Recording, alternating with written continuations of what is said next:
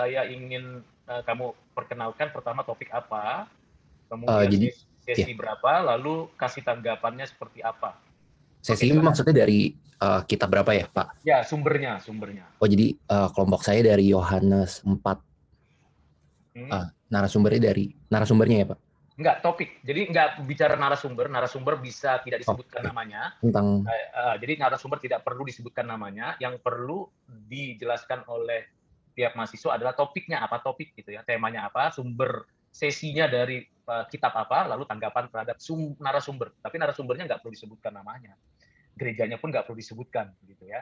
Supaya kita bisa lebih netral ya, paling tidak begitu. Ya, lebih berani juga mengkritisinya dengan baik. Oke, silakan Brian tuh. Jadi topik saya itu udah tentang wanita Samaria yang diberikan Tuhan kesempatan untuk meminum air keselamatan yang diberikan oleh Tuhan, Pak. Jadi tanggapan saya tentang dari narasumber saya tentang wanita Samaria ini. Jadi kalau dari saya sendiri, saya mengartikannya kalau kan dari topik saya ini ada yang membahas tentang menyembah dengan roh dan kebenaran. Nah, kalau dari saya sendiri, saya mengartikannya ini bahwa uh, kalau kadang tuh kita sebagai manusia ini kita suka mengartikannya salah, Pak. Jadi kayak kita tuh mengartikan kalau kita menyembahnya itu kalau dengan cara yang benar itu kalau misalnya saya jago nih misalnya dalam main piano. Jadi saya otomatis saya mengira kalau oh saya tuh jago gitu dalam bidang ini, saya udah menyembah dengan roh dan kebenaran yang Tuhan maksud. Tapi sebenarnya yang Tuhan maksud itu bukan itu. Yang Tuhan mau itu adalah kita tuh harus mengerti, kita benar-benar harus mengerti apa firman Tuhan, kita harus mengerti apa yang dimaksud dengan persembahan ini dan bagaimana kita bisa menerapkannya dalam kehidupan kita, bukan sekedar karena kita jago aja kita ngelakuinnya. Kedua juga yang saya belajar ini adalah bagaimana Tuhan ini mengatakan dirinya sebagai air keselamatan. Jadi di sini ini Tuhan memberikan air keselamatannya kepada wanita Samaria ini kan. Karena Tuhan nih tahu kalau mereka ini tuh bangsa Samaria yang menyembah berhala. Mereka tuh nggak tahu sebenarnya Tuhannya itu siapa. Jadi mereka tuh sebenarnya kayak cuma ikut-ikutan aja lah ibarat kata. Tapi mereka tuh nggak tahu siapa itu Tuhannya dan siapa yang sebenarnya memberikan mereka kehidupan. Nah, dari sini saya memberi tanggapan kalau misalnya Tuhan itu mengartikan dirinya, Tuhan mengartikan diri Tuhan itu sebagai air keselamatan dan Tuhan ini memberikannya karena dia mau mau bukan sekedar kayak walaupun bangsa Yahudi dan bangsa Samaria ini nggak akur, tapi Tuhan juga mau memberikan keselamatan kepada bangsa bangsa Samarianya gitu. Nah, saya juga uh, yang terakhir saya ambil dari sini adalah kenapa Tuhan tuh memilih air keselamatan. Jadi Tuhan itu kenapa memilih air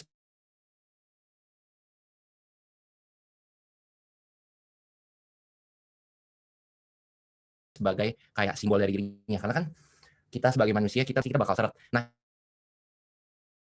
ibarat katanya kalau air keselamatan ini tuh juga seperti air. Kalau kita tidak mendapat hari, maka kehidupan kita tuh akan susah gitu jalannya, Pak. Kita juga bakal lupa gitu. Makanya Tuhan menawarkan air keselamatannya kepada wanita ini dan kepada kita semua sih sebenarnya. Gitu aja. Gitu aja, Pak. Oke, yang kamu sampaikan itu pengulangan gitu, belum menanggapi narasumber, Oh, belum menanggapi oh enggak, yang dengan kritis sebenarnya ya. yang tadi tentang air keselamatan itu, Pak, itu saya yang ini sih, saya yang uh, bikin bukan dari ininya kan, Mbak, kan pendetanya cuma ngomongin kayak tentang air keselamatan ini apa. Nah, kalau menurut saya sendiri sebagai kayak manusia itu ya kita kenapa Tuhan ngartiinnya jadi air karena kan ya kita butuh air loh, kita butuh firman Tuhan gitu. Jadi ya tanggapan saya karena jadi pendeta saya tuh nggak ada ngomongin tentang kayak oh kenapa Tuhan tuh memilih air sebagai kayak simbol dari dia kalau menurut saya karena hal yang paling kita butuhkan, hal pangan yang paling kita kayak harus peroleh itu adalah ya air gitu. Kalau kita nggak ada air, kita nggak bakal bisa selamat. Jadi maksud saya, jadi air keselamatannya itu adalah firman Tuhan gitu. Udah, intinya gitu aja sih, Pak. Oke, apa yang kamu bisa kritisi atau yang perlu kamu dapatkan pemahaman yang lebih dalam dari kisah pasal 4 dari Injil Yohanes tentang perempuan Samaria. Karena Samaria itu kalau kita mau telusuri lebih dalam, background-nya itu kan adalah orang Yahudi atau orang Israel sebenarnya lebih tepatnya, orang Israel yang sudah melakukan suatu pernikahan campur dengan bangsa-bangsa lain. Ya, Itu bisa jadi adalah dari antara 10 suku, dari 12 suku orang Israel. Nah, dua suku yang masih tanda kutip murni itu adalah suku Yehuda dan Binyamin di daerah selatan. Sementara 10 suku yang lain itu sudah ada pernikahan campur dikuasai oleh waktu itu kerajaan Asyur atau Syria gitu ya. Jadi merusak tatanan kehidupan rohani mereka sehingga menjadi sebuah bangsa atau sebuah umat atau sebuah etnis baru yang namanya kelompok Samaria yang menyembah di atas gunung gitu. Itu latar belakangnya sebenarnya yang bisa kita lihat. Nah, kalau menurut siapa tadi Brian sudah memberikan penjelasan tentang roh dan jadi seharusnya bagaimana ya menyembah roh dan kebenaran untuk Brian? Jadi kalau menurut saya nih, kenapa sebenarnya Tuhan itu memilih untuk kan sebenarnya Tuhan nggak perlu loh untuk memilih wanita Samaria ini kan. Sebenarnya kayak kalau kita sebagai manusia juga kita tuh nggak bakal mau lah ibarat katanya kayak kita misalnya kita selek sama siapa nggak mungkin dong saya ibarat katanya oh mau ngebantu dia karena kan kita misalnya nggak akur gitu Pak. Tapi kan kalau yang membedakan Tuhan sama manusia itu ya karena Tuhan tuh nggak lupa loh atas kayak murid-muridnya atau kayak rakyat-rakyat yang pokoknya semua ciptaan Tuhan yang udah ngelupain dia ibarat katanya dan Tuhan tuh selalu mau mencoba makanya dia mencoba dari si wanita Samaria ini Pak. Sebenarnya ya dia nggak perlu gitu untuk ngebantu kalau dia misalnya nggak mau kan. Tapi emang Tuhan memilih untuk oh saya bisa ngebantu wanita Samaria ini gitu. Saya ya kalau bisa ngebantu kenapa nggak, dan bedanya Tuhan dengan kita itu ya sebagai manusia kadang seperti itu gitu Pak. Dan bagaimana kita bisa menyembah dengan roh dan kebenaran itu ya dengan kita ibarat kata kita meminum air keselamatan yang diberikan oleh Tuhan, dan bagaimana kita bisa memperolehnya yaitu dengan iman kita Pak. Kayak kita percaya akan Tuhan, kita benar-benar yakin akan Tuhan. Makanya kita akan memperoleh air keselamatan itu kan nggak mungkin kita bisa ngambil secara fisik gitu air keselamatan. Balik lagi kan ke rohani kita gitu Pak kalau menurut saya. Oke, saya menarik kata yang kamu baru ungkapkan tadi, kata ta'akur. Memang ada ketidakakuran antara orang Samaria dengan orang Yahudi ya. Karena faktor historisitas ya, masa lalu nenek moyang mereka gitu. Tapi akhirnya terbawa-bawa dalam konteks kekinian juga kan begitu. Itu kan urusan nenek moyang. Kadang-kadang itu kita bawa-bawa sampai generasi kita. Gitu. Mirip-mirip seperti itu di dunia manapun seperti itu. Urusan nenek moyang, urusan masa lalu dibawa ke kita gitu. Menarik kata akur ini. Lalu menurut kamu kenapa Tuhan Yesus kok mau mendekati atau berinteraksi dengan perempuan Samaria pada konteks itu? Dan itu nggak dijelaskan oleh narasumber ya, padahal itu penting. Kalau menurut saya sih, karena kan kembali lagi siapapun kita semua manusia yang kayak maksudnya kalau pada zaman dulu kan banyak yang misalnya nyembah berhala segala macam Pak. Jadi kayak sebenarnya itu kan pilihan kita sebagai manusia ibarat katanya menyembah berhala atau apa. Tapi Tuhan itu nggak membedakan anaknya loh Pak. Jadi siapapun yang kayak misalnya dia menyembah berhala dia apa. Tapi kalau Tuhan tuh ngelihatnya oh ini tetap anaknya gitu. Ini adalah anak saya gitu. Jadi saya nggak boleh ibarat katanya saya nggak boleh ngebedain anak saya. Walaupun misalnya dia mulai jalan yang nggak bener lah. Tapi saya tetap harus sebagai bapaknya harus kayak nuntun anak saya gitu kalau menurut saya. Apa manfaatnya dengan kisah Tuhan Yesus berjumpa dengan perempuan Samaria bagi Brian dalam konteks kekinian? Oh, kalau ini sih kan apalagi kalau di dunia ini makin gimana ya Pak, makin gampang buat kita tuh terjerumus lah ke yang kayak ya kepercayaan lain atau gimana gitu. Jadi kembali lagi dengan ngebaca dari kitab ini gitu, saya teringat lagi gimana caranya biar saya tuh bisa kayak tetap berpegang teguh lah sama Tuhan gitu. Jangan apalagi kayak zaman sekarang kan makin gampang ibarat kata zaman dulu belum ada sosial media lah, belum ada apa. Kalau zaman sekarang kan kita ngeliat apa aja lebih gampang buat kita percaya gitu Pak. Jadi dari sini saya jadi teringat lagi kayak oh kayak Tuhan aja tuh mau kayak ngedukung saya. Tuhan tuh mau untuk ngarahin saya kembali ke jalannya dia. Jadi saya nggak boleh sampai ngelupain Tuhan gitu. Dari sini saya belajar lagi. Oke, cukup sampai situ. Apa ada lagi tambahan lain? Itu aja sih Pak. Itu aja. Apa yang menurut kamu kurang mendalam dari narasumber? Apa ya? Mungkin secara garis besarnya kurang dibahas kayak kenapa Tuhan tuh lebih memilih, kenapa Tuhan memilih kayak ketemu sama wanita ini gitu, kenapa dia nggak kayak sama bangsanya aja gitu. Oke, good. Oke, thank you. Makasih. Stay on cam. Next, siapa lagi? Saya boleh Pak. Oke, silakan. Siapa namanya? Saya Mayer. Saya sekelompok juga sama Brian, topik yang sama juga. Mayer, topiknya sama ya tentang apa namanya tadi wanita Samaria. kemudian sesinya sama, Sesi sesi 19. tentang Yohanes 14. Oke, tanggapannya gimana, Meyer? Yang kita juga tahu dari Brian tadi, nah, Samaria, saya akan tanggapan tentang keseluruhan pasal Yohanes sedikit dan tentang Samaria tersebut. Di dalam pasal Yohanes ini kita tahu bahwa ini membicarakan tentang kata percaya, makanya di dalam kitab Yohanes ini juga banyak kata-katanya tentang percaya. Dan juga dikatakan bahwa kita percaya Yesus Mesias akan mendapatkan kehidupan yang kekal. Dan pasal kitab ini juga berbeda dengan 3 kitab lainnya, Matius, Markus, dan Lukas. Mereka bertiga berbicara tentang kemanusiaan Yesus, sedangkan kalau Injil ini membicarakan tentang kemanusiaannya. Tentang asal-usul ilahi Yohanes. Jadi Keilahiannya. ilahi ini, iya Pak. Makanya dari awal kitab ini juga dikatakan bahwa pada mulanya adalah firman bersama-sama dengan Allah dan firman adalah Allah. Lalu kita juga masuk pasal 4 yang berbicara tentang kisah pertemuan antara Yesus yang berdialog dengan orang Samaria. Di sana juga bertemu dengan orang Samaria yang dimana latar belakangnya itu seorang pelacur. Nah, di sini juga saya belajar apa yang Yesus tekankan, bahwa dirinya juga sanggup memberikan kepada perempuan itu seorang air kehidupan, dan Yesus juga mampu menunjukkan penghargaan yang besar kepada mereka yang direndahkan, dan bagaimana juga perempuan juga termasuk di dalamnya. Dan kita juga dapat percaya bahwa tempat ide ini juga masih mengangkat bahwa perempuan juga lebih rendah dari laki-laki, dan tindakan Yesus ini yang menunjukkan bahwa Yesus direndahkan di dunia nyatanya tidak rendah di mata Yesus. Di sini saya juga belajar bahwa serendah-serendahnya kita juga tetap dianggap sama di depan Tuhan. Dan di kitab 4 ini juga berbicara tentang bahwa Yesus merupakan air kehidupan. Dengan air yang Yesus berikan kepada kita ini juga kita tidak akan menjadi haus lagi. Melalui berhubungan dengan Yesus, air hidup itu juga akan tercurah dalam kehidupan, dan kita juga menjadi mata air kehidupan bagi orang lain. Dari saya itu aja, Pak. Oke, tanggapanmu terhadap narasumber bagaimana? Yang dijelaskan, mungkin ada kritisi, ada hal-hal yang lebih mendasar yang belum dijelaskan, atau apa gitu. Sama kayak Brian juga sih, Pak, kan juga sebelum perintah Allah kan dilarang berzina, sedangkan orang Samaria tersebut merupakan seorang pelacur. Mengapa juga kalau Yesus itu bertemu dengan dia? Tapi juga udah saya jelaskan juga sih, Pak, yang tadinya kalau Yesus itu menganggap sama semua orang. Sebenarnya perempuan Samaria bukan pelacur, tetapi dia gonta-ganti suami gitu. Kata gonta-ganti suami itu di dalam narasinya atau di dalam konteks culture-nya Yehuda atau Yahudi itu tidak diperkenan gitu, karena satu istri satu suami gitu ya, apalagi suaminya masih hidup gitu ya, bukan suaminya sudah meninggal. Beda dengan pelacur, karena konteks pelacur itu memang tidak ada ikatan hubungan suami istri.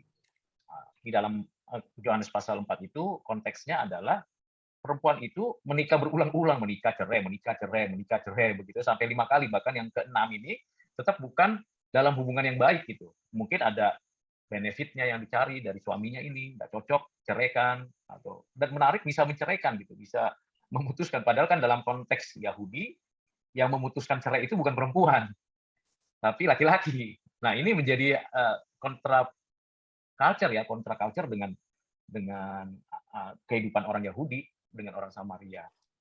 Nah, jadi apa yang menarik sih dari kesetaraan yang Yesus tampilkan di sana menurut Meyer?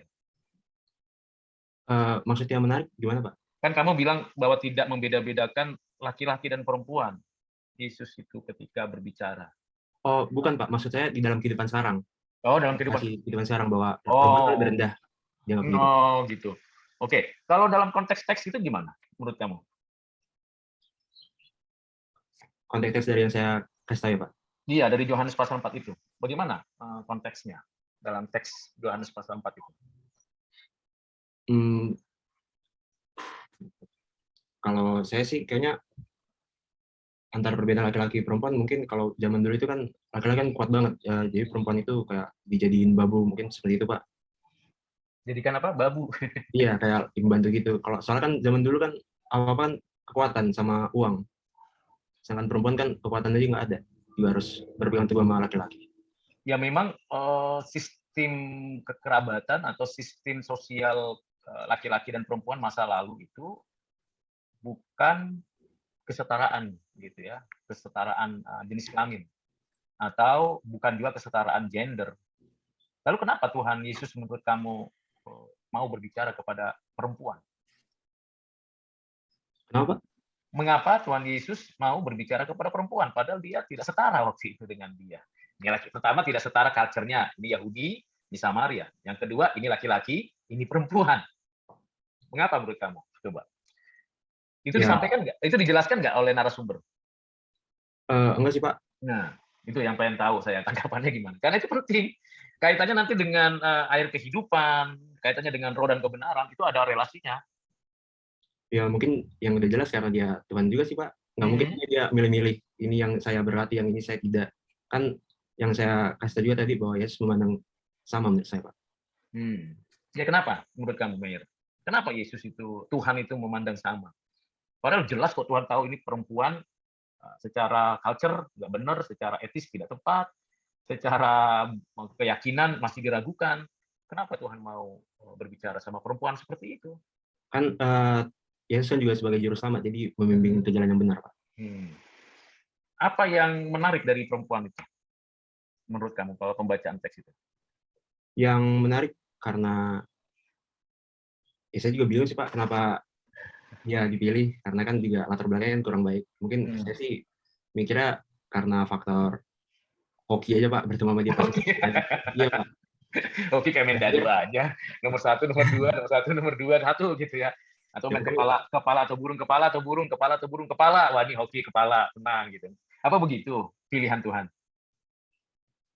Ya kalau menurut saya sih sebenarnya itu, Pak, dia mau ambil air, pas juga Yesus lewat, jadi mereka berbincang tentang air kehidupan tersebut, Pak, mata airnya. Yang menarik adalah perbincangan itu pada siang hari. Dan umumnya siang hari itu tidak dipakai sebagai konteks untuk ambil air. Umumnya pagi atau sore kan? Pagi atau sore. Tapi diambilnya adalah siang. Dan siang memang sepi kan? Nggak ada orang gitu.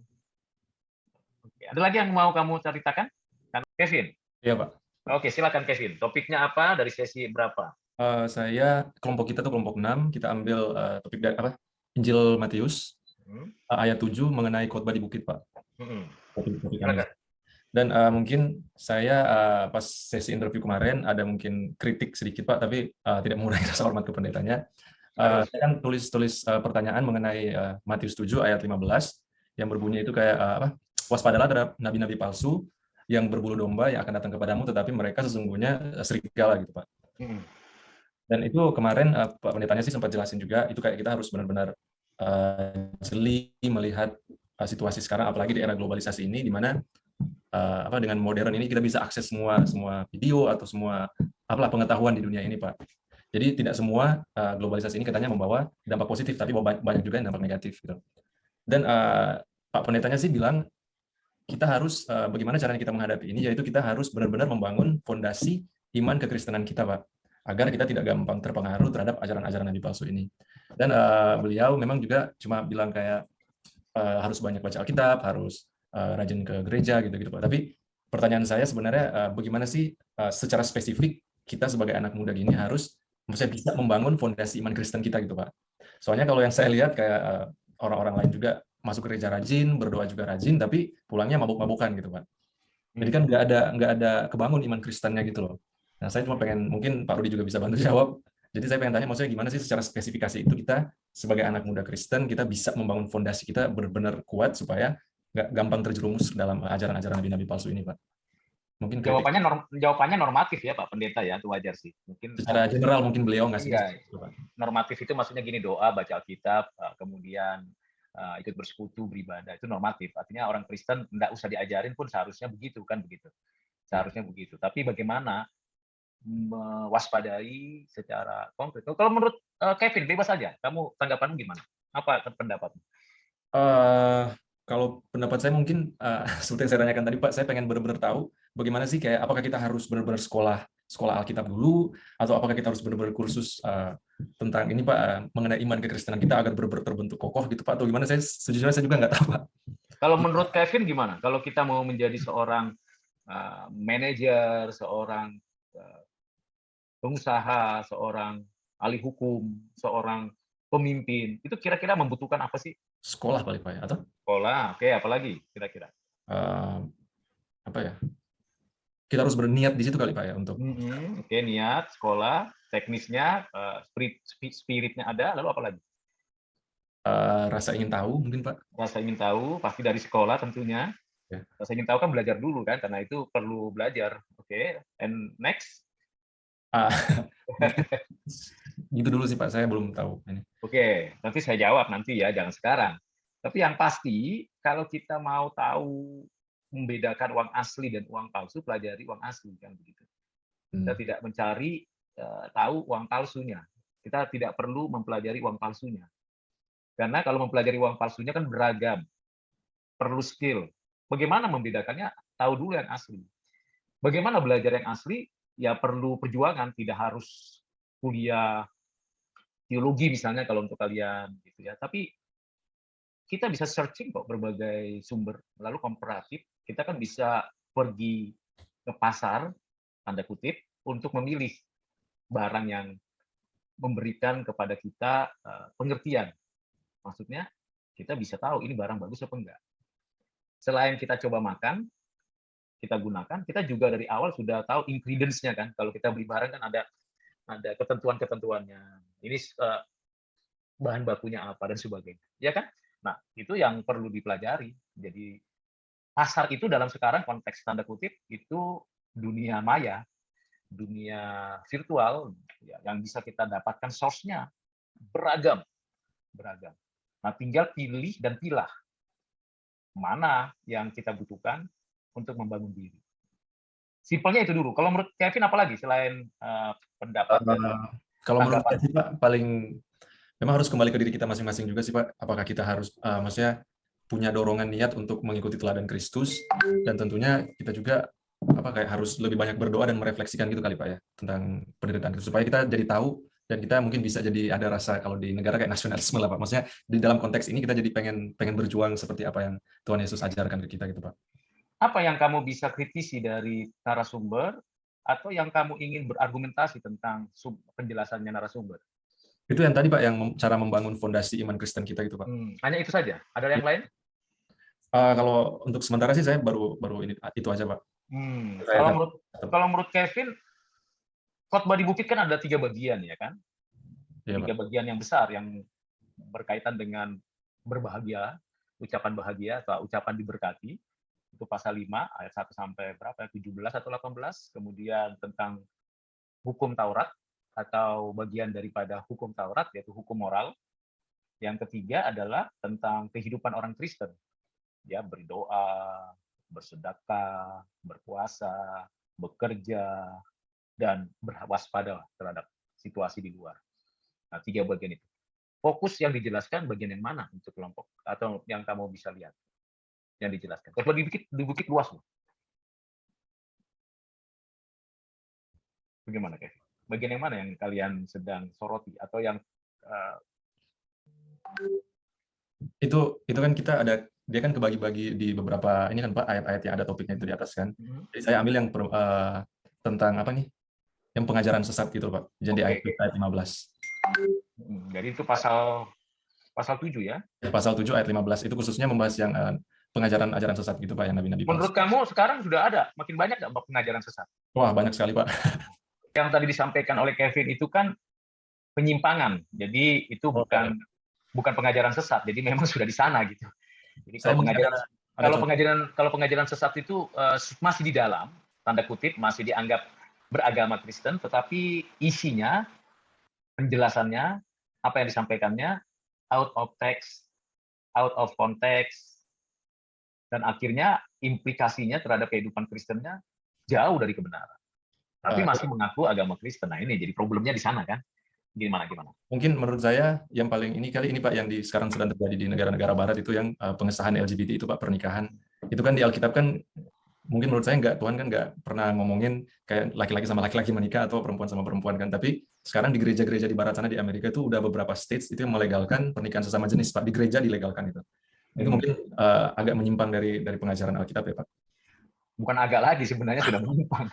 Kalau agak itu seolah-olah mirip-mirip dikit boleh lah gitu ya. Tapi memang sudah menyimpang, laki-laki dengan laki-laki, perempuan dengan perempuan dalam pernikahan kudus. Tapi dilakukan di gereja itu bukan hanya sedikit, bukan agak, tapi memang sudah parah. Ya, itu sudah parah ya. Iya, itu seperti zamannya Sodom Gomora atau sebelumnya. Jadi masa-masa dulu itu sudah pernah ada. Bahkan di dalam konteks masa lalu itu sudah pernah terjadi gitu. Oke, ada lagi nggak yang lain disampaikan oleh Kevin? Untuk sementara mungkin itu dulu, Pak. Itu dulu ya? Enggak ada yang berkesan? Kalau berkesan, beliau sempat cerita dulu dia mabuk-mabukan juga, terus sempat bergaul dunia malam gitu, Pak.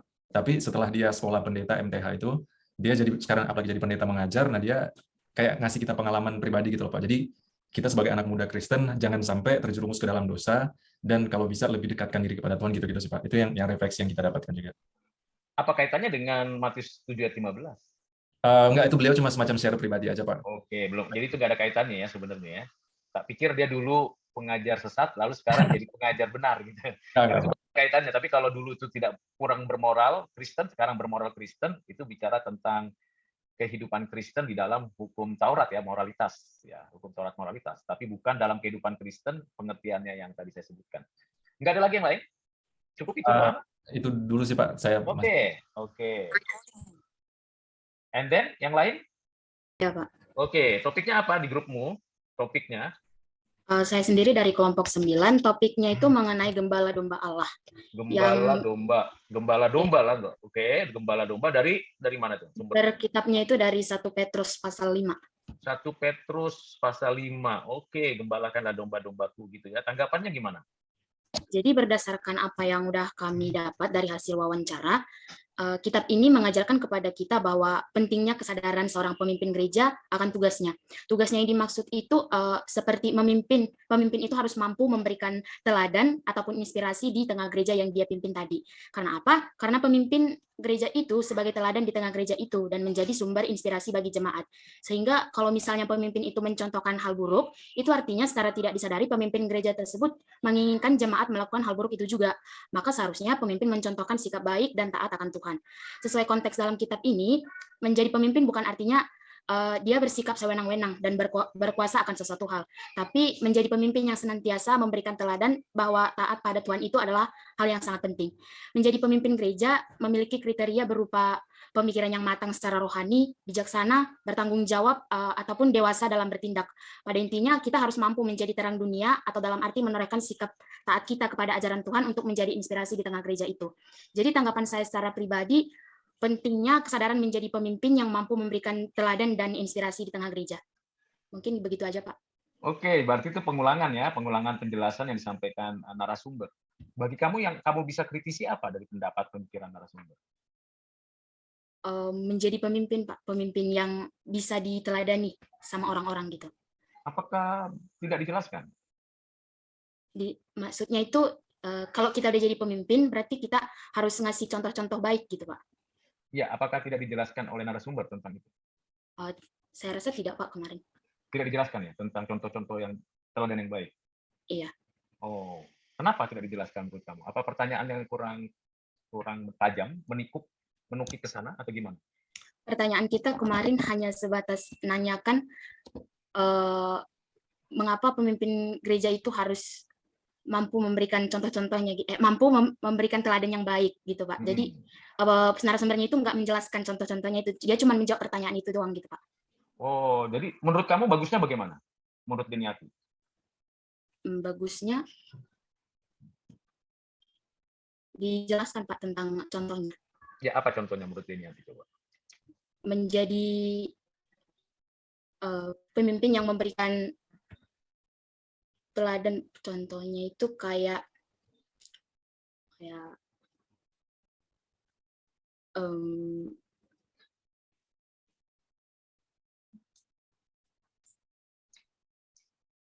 pernah lihat gembala domba atau gembala sapi atau gembala ternak? Pernah, Pak. Pernah berdiskusi dengan kelompok para gembala seperti itu di Indonesia? Atau di tempat kelahiran atau di mana gitu? Belum pernah, Pak. Belum pernah ya. Jadi memang agak tidak mudah ya memahami seorang gembala. Lalu apa yang kamu pikirkan dari sana? Kalau belum pernah, bagaimana mengharapkan jawaban untuk bisa mendapatkan contoh tentang pemimpin yang berhati gembala? Seperti gimana? Lebih memberikan perhatian yang lebih maksimal sama jemaat-jemaat gitu, Pak. Lebih maksimal. Apanya maksimal? Maksimal perhatiannya Pelatihan seperti apa yang memang tidak terjadi dalam gereja atau dalam pelayanan? Mungkin kalau jemaat ngasih pendapat-pendapat gitu atau mengkritik, pemimpin memberikan perhatiannya untuk mendengarkan kritik dari jemaat itu untuk memperbaiki dirinya lagi gitu kalau misalnya ada kritik yang agak buruk gitu.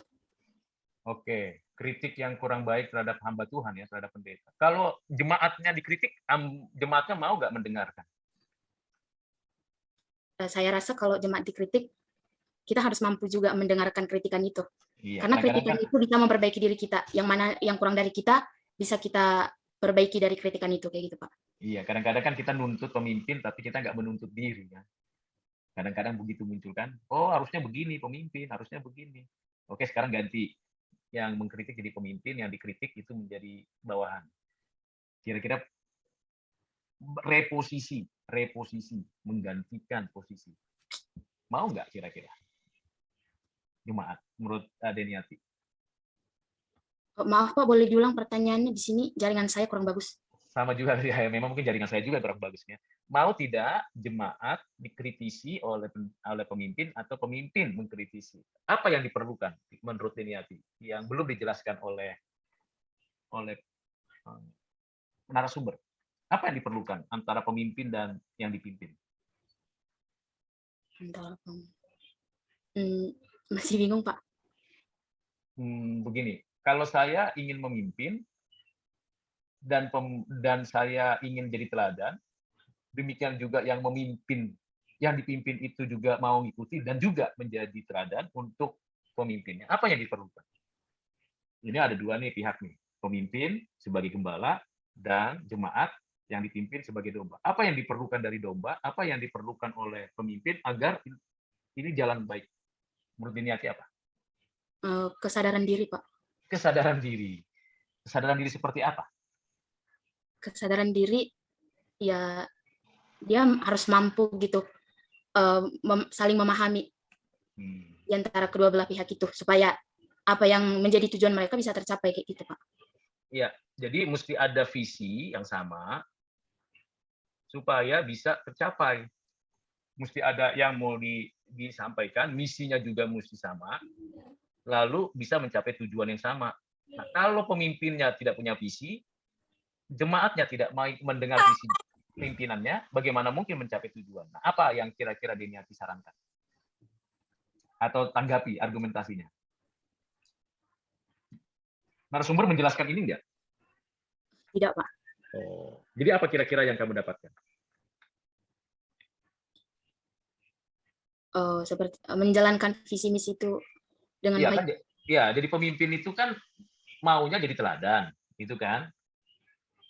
Jadi teladan seperti apa yang harusnya diikuti dan dengan cara bagaimana mengikuti.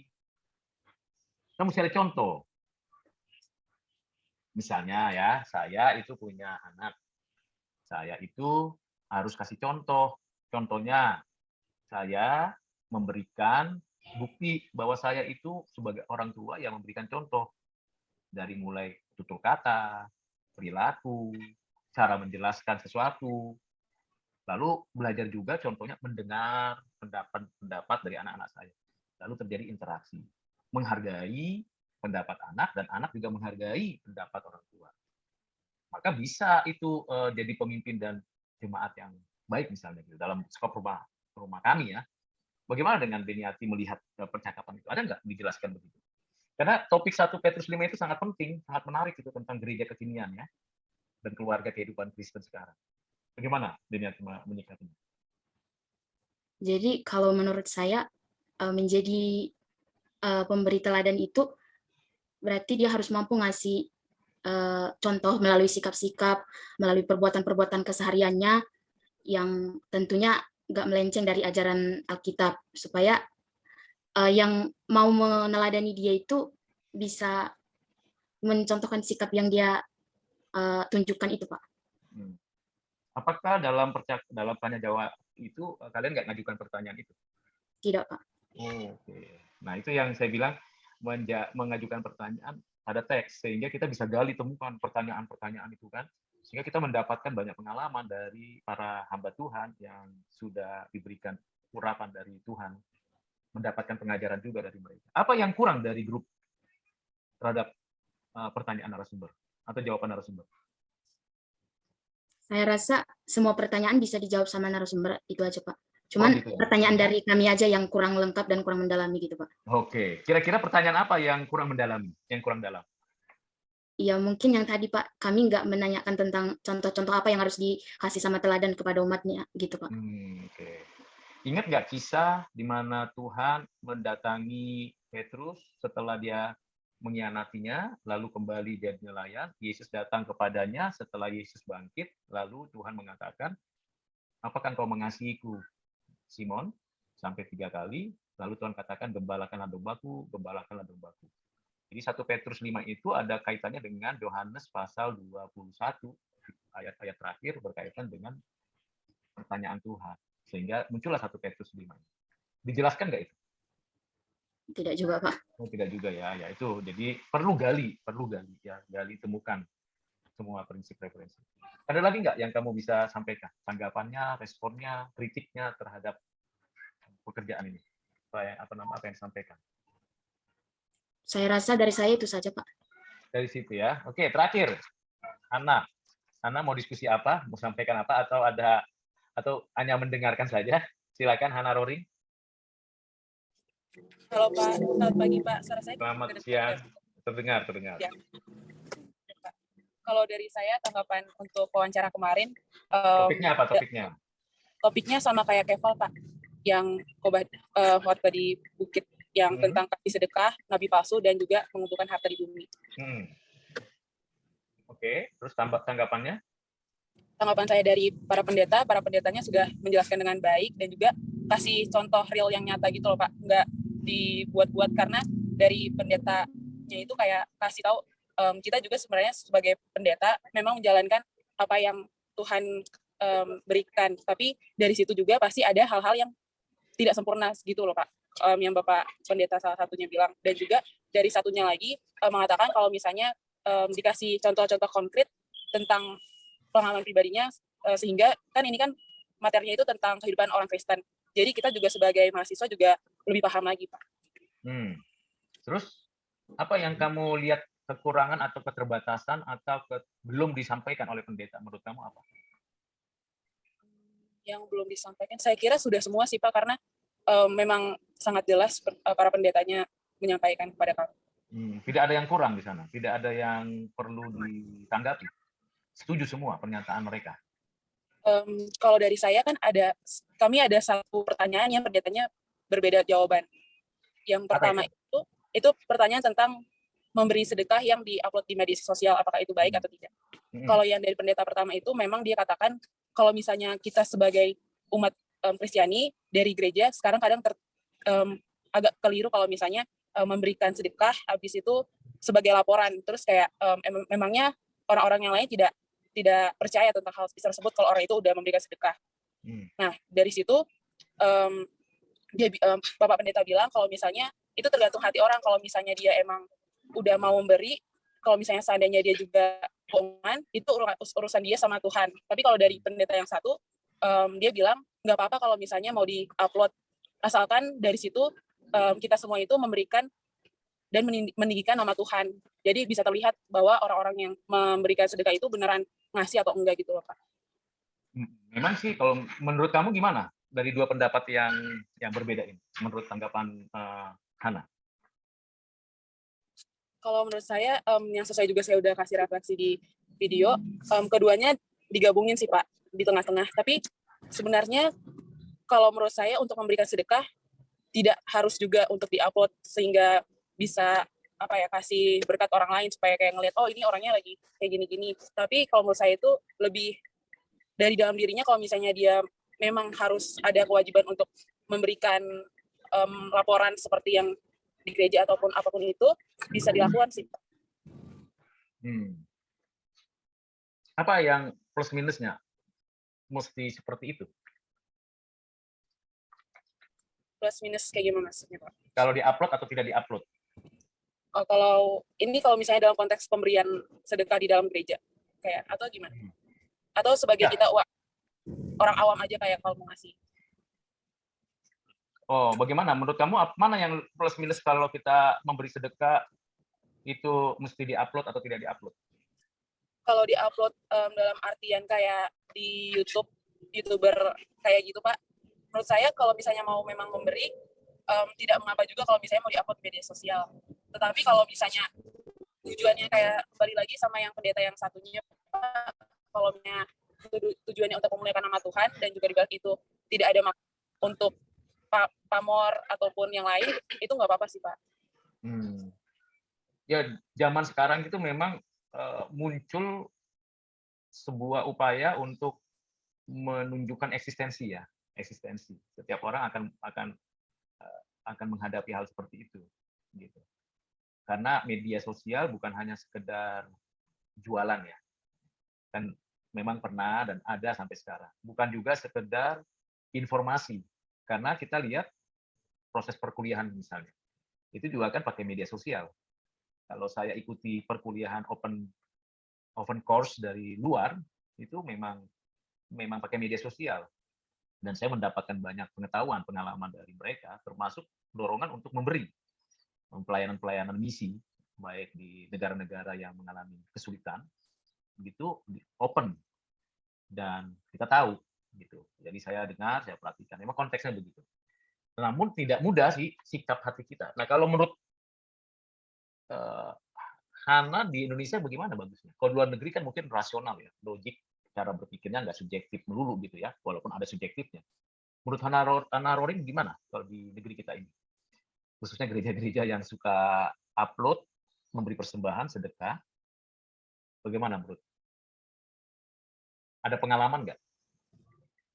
Kalau dari pengalaman sendiri, mungkin kalau memberikan sesuatu gitu Pak, lebih ke kayak nggak usah kasih tahu. Misalnya saya mau ngasih ke orang nih, saya nggak usah kasih tahu ini dari saya ataupun jumlahnya berapa, terus dikasih lapor, maksudnya kasih tahu ke orang-orang.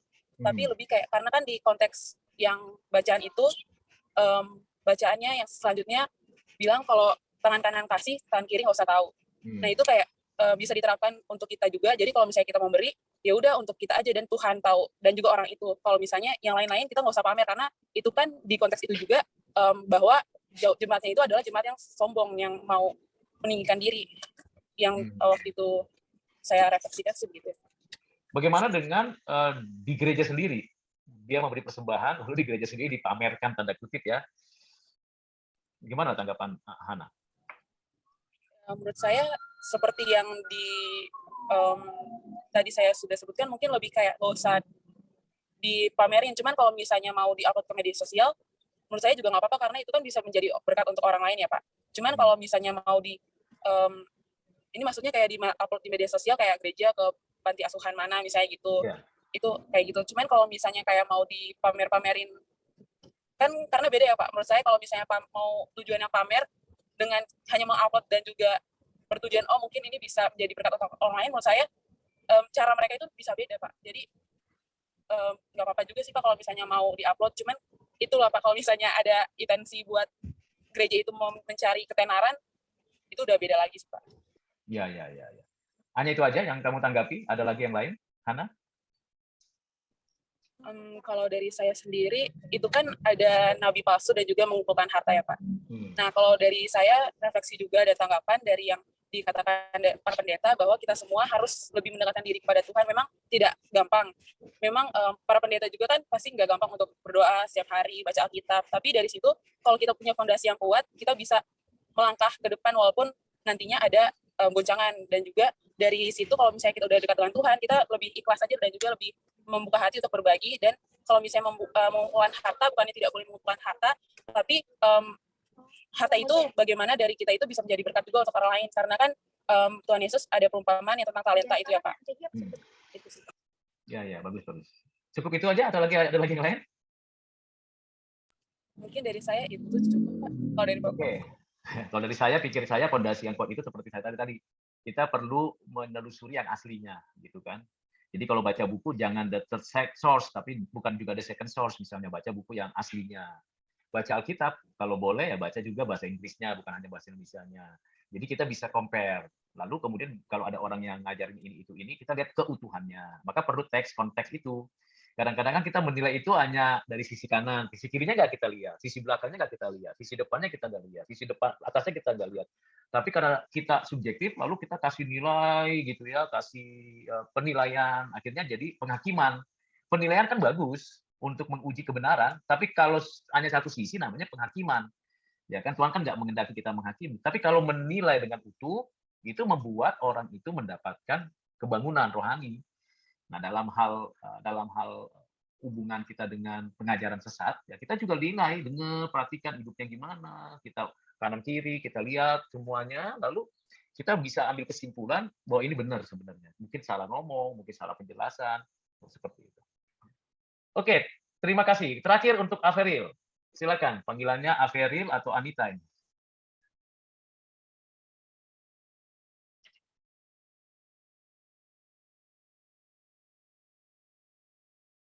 Halo, April. Silakan. Masih mute. Saya Ya, dari silakan. segi pemimpin ya. Nggak Ambil tahu, dari kamu ambil topiknya apa? Grupnya. topik 1 Petrus bab Oh, 5 ayat 1 sampai 4. Oke, lanjut. Dari yang saya tanggapi yaitu dari segi pemimpin harus siap dalam apa yang kita miliki. Selain itu juga untuk menjadi seorang pemimpin harus menjadi teladan bagi orang lain maupun bagi masyarakat yang dipimpinnya. Maka sebagai seorang pemimpin harus mempunyai jiwa kepemimpinan yang baik, mempunyai kapasitas dan kapabilitas dalam memimpin sehingga bisa menciptakan kondisi yang efektif, efisien, dan produktif. Selain itu juga seorang pemimpin harus mampu mempunyai karakter atau attitude yang baik sehingga ia menjadi teladan yang baik bagi anggotanya. Menurut saya dari Petrus itu